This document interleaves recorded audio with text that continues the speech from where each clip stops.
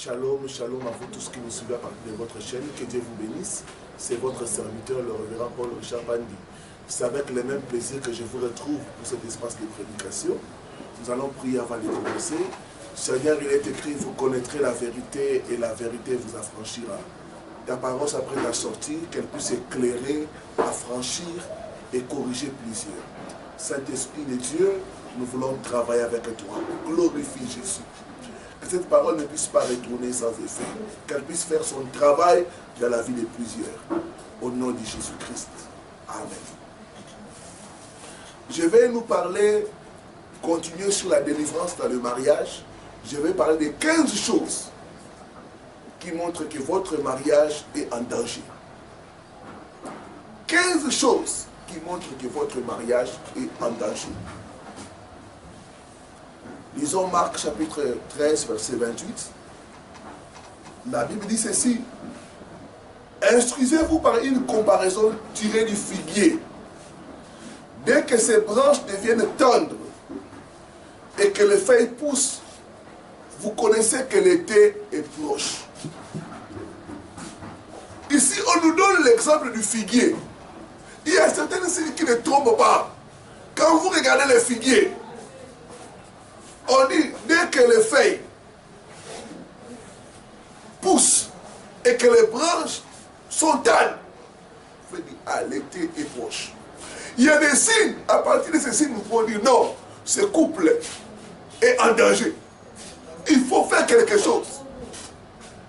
Je vais donner 15 signes qui montrent que votre couple est en danger. Qu'il faut chercher la délivrance dans le mariage.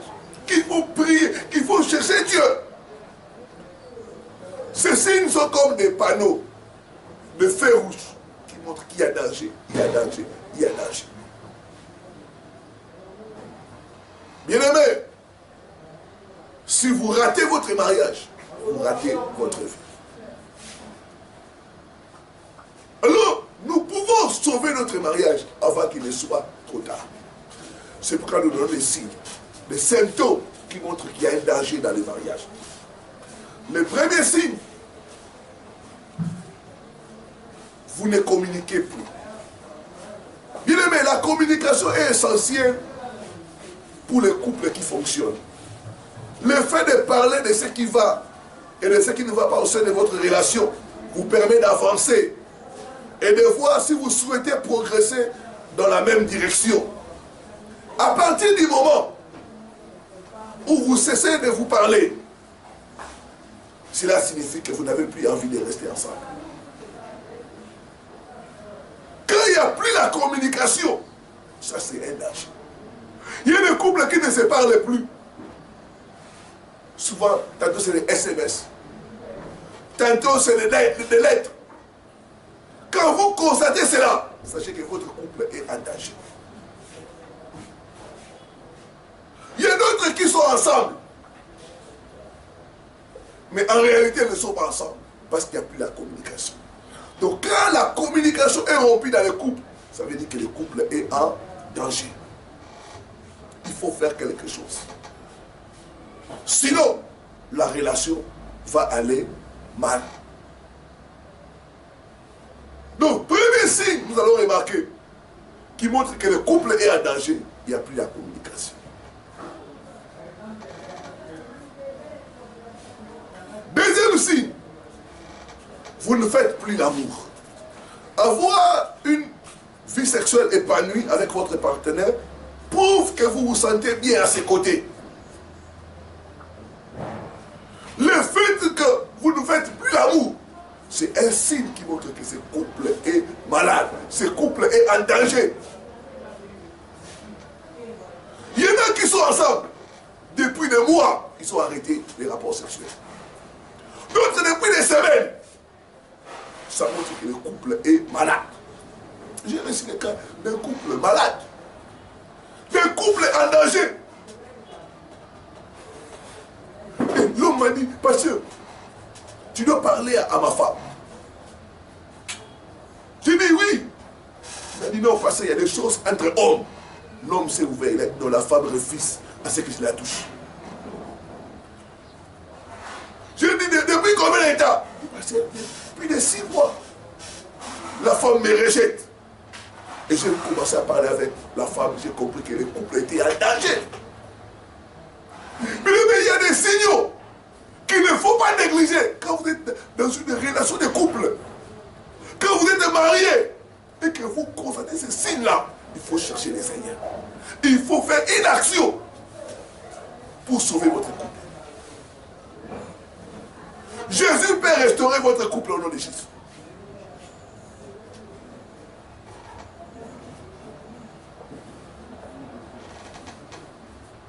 Troisième chose qui montre que votre couple est malade. Vous vous ennuyez.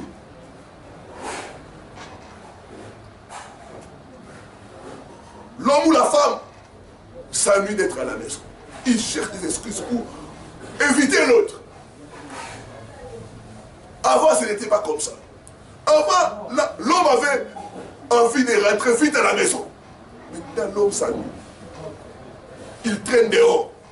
Il ne veut plus rentrer à la maison.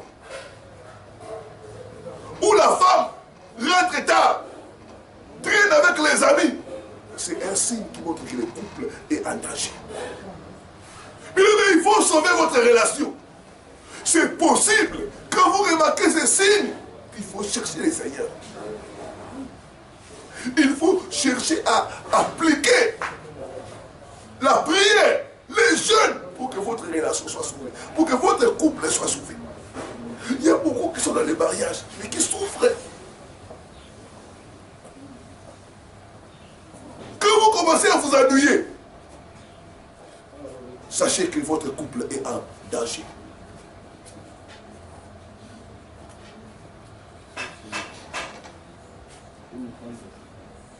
Quatrième chose qui montre que le couple est en danger, que votre mariage est en danger. Vous vous disputez pour rien. Quand le couple, les gens commencent à se chamailler pour rien. Le fait de se sentir irrité dès qu'il ouvre ou elle ouvre la bouche est un mauvais signe.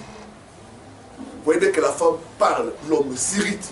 Dès que l'homme parle, la femme s'irrite. Nous les laissons se chamailler pour rien. L'autre fait ceci. Ah! Et l'homme commence à déballer la femme. Donc quand vous constatez que vous commencez à vous chamailler pour des choses inutiles, c'est que votre couple, votre mariage est en danger.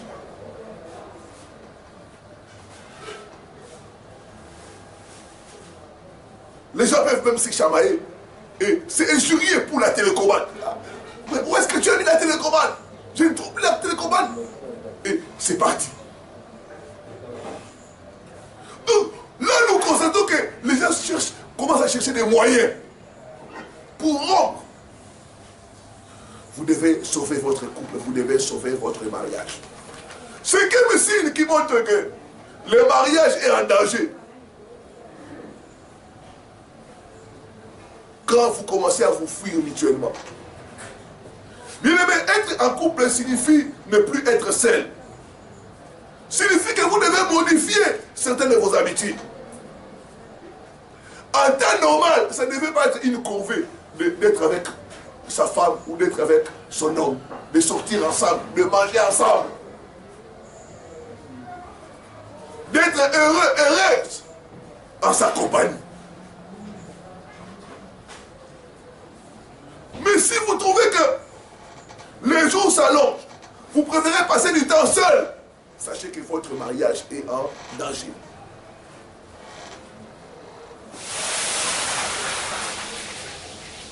Soyez réaliste. Si vous le fouillez, votre relation a un problème. Il faut traiter la maladie. Il faut chercher la délivrance. Il a dit, vous connaîtrez la vérité et la vérité vous affranchira. Je prie mon Dieu qu'il puisse restaurer votre mariage au nom de Jésus. Votre mariage ne mourra pas. Ne mourra pas au nom de Jésus. Vous commencez à vous fuir, vous commencez à vous éviter.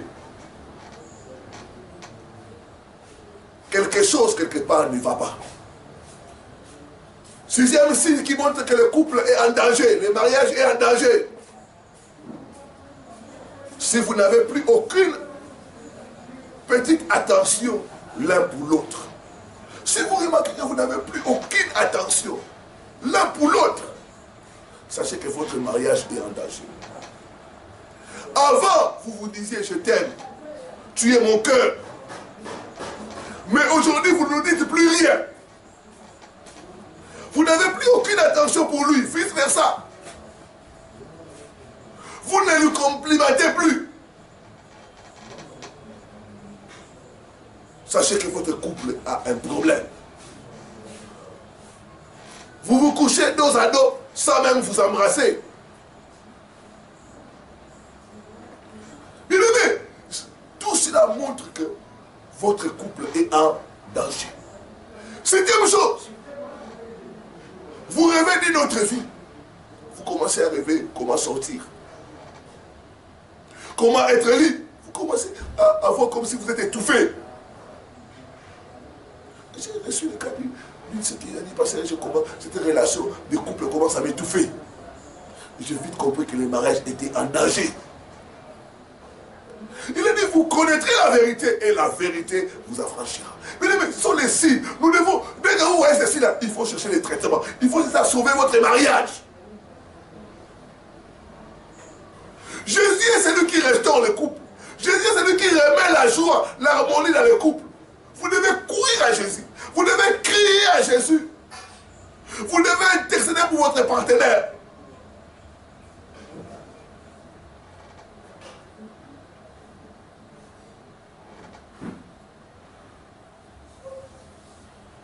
Huitième signe. Vous n'arrivez plus à vous parler constamment.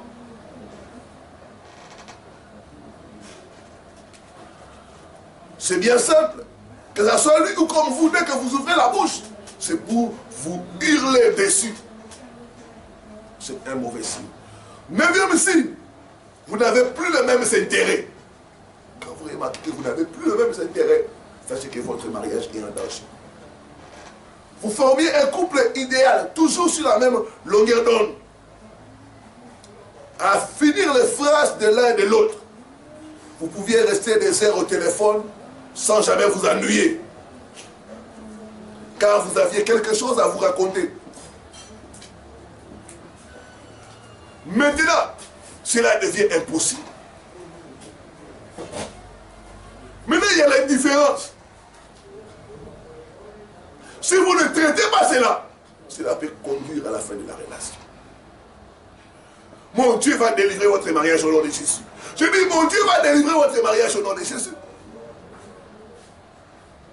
Dixième signe, il ou elle vous trompe.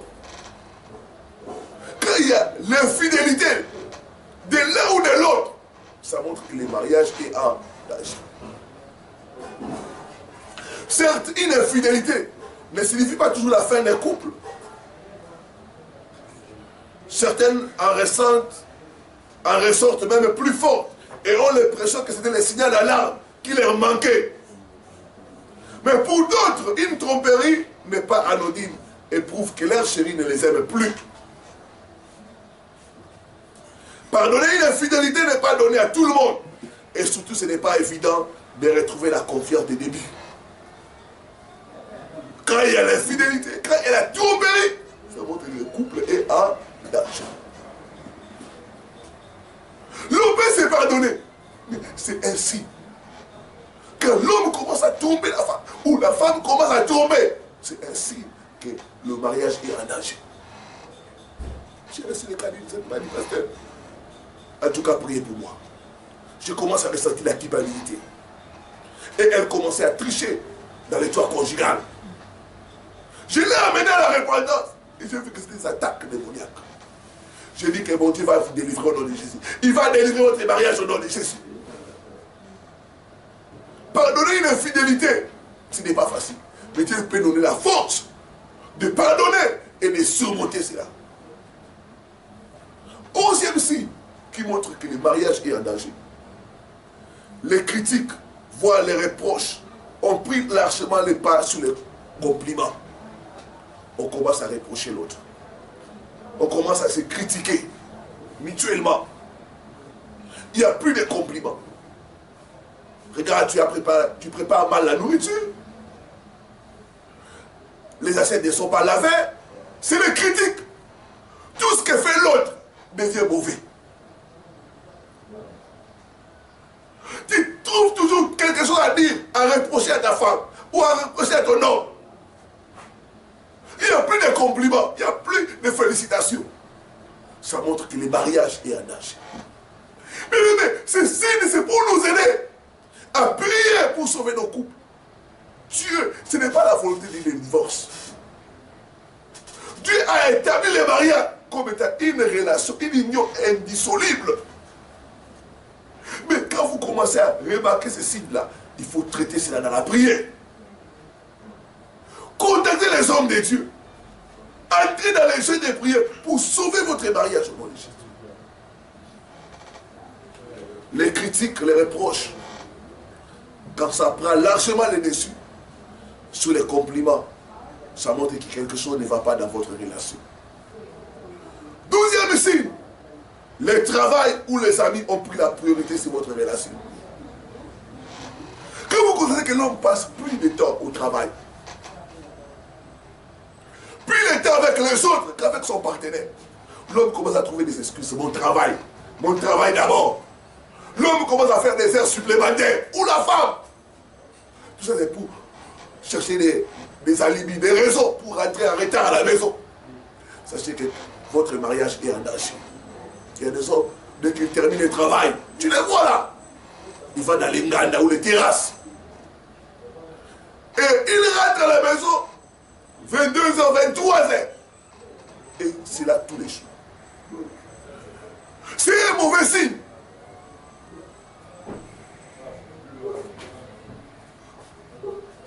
J'étais en train de conseiller le couple d'un beau-frère comme ça.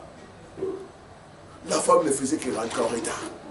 Le travail, je dois être avec mes chefs, ceci. Et on a constaté l'infidélité. La femme, l'homme a surpris la femme en flagrant délit. Le travail de la femme était devenu la priorité. Mon travail, mes chefs, je dois être avec eux, je dois les accompagner quelque part.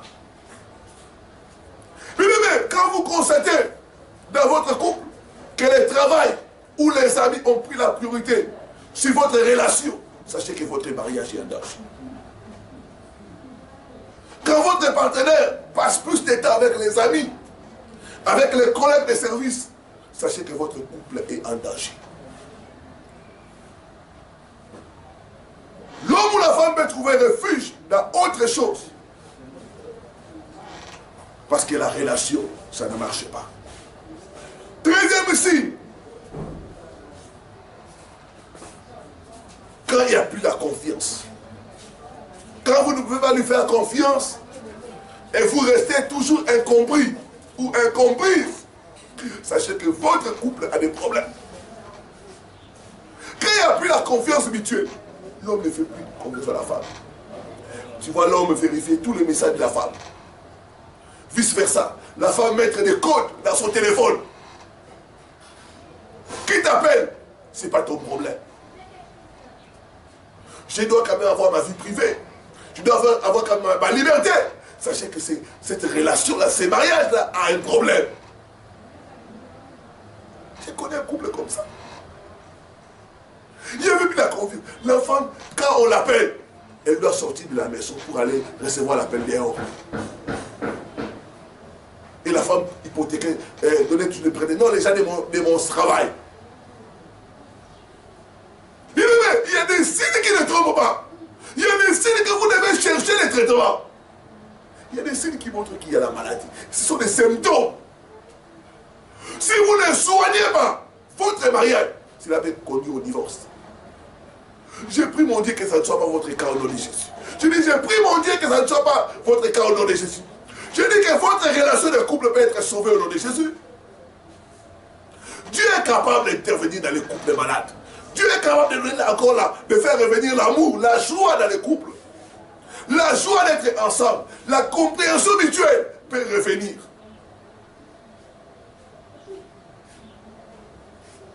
Quand il n'y a plus la confiance, quand une des parties ça toujours incompris, elle ne me comprend pas.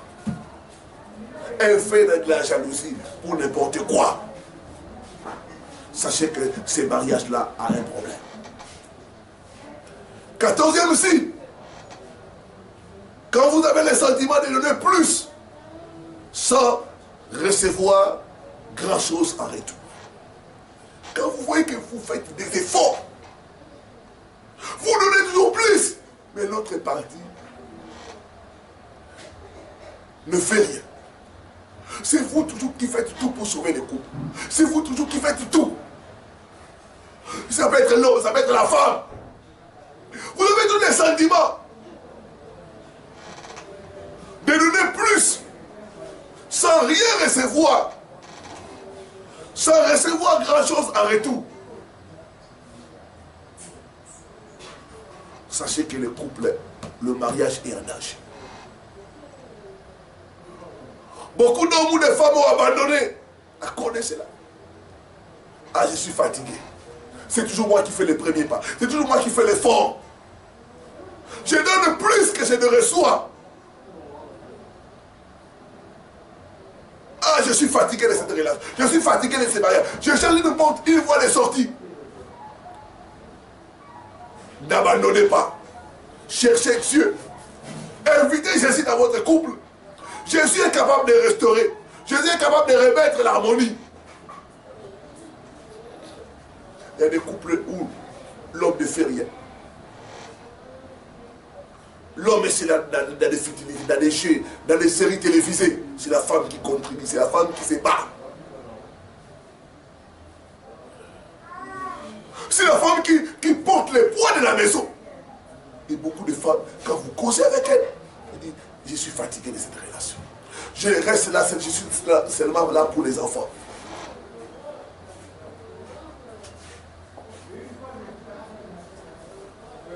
C'est moi qui fais tout pour la maison. J'ai reçu la carte de maman ici qui m'a dit passer.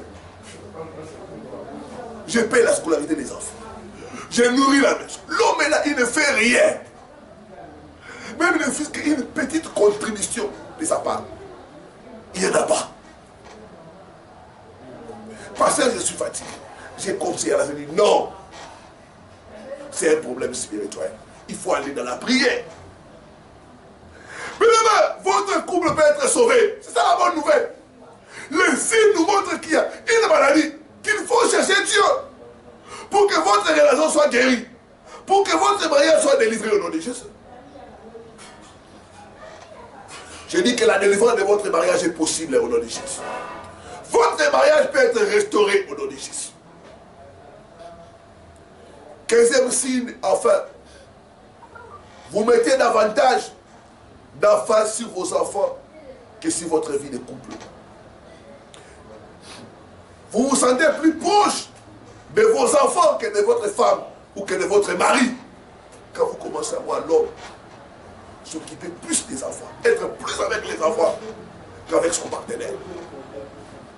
Ou la femme plus s'occuper des enfants que de l'homme. Sachez que ce couple-là est en danger. La femme privilégie les enfants.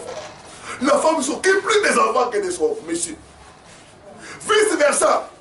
Ça montre que le couple est en danger.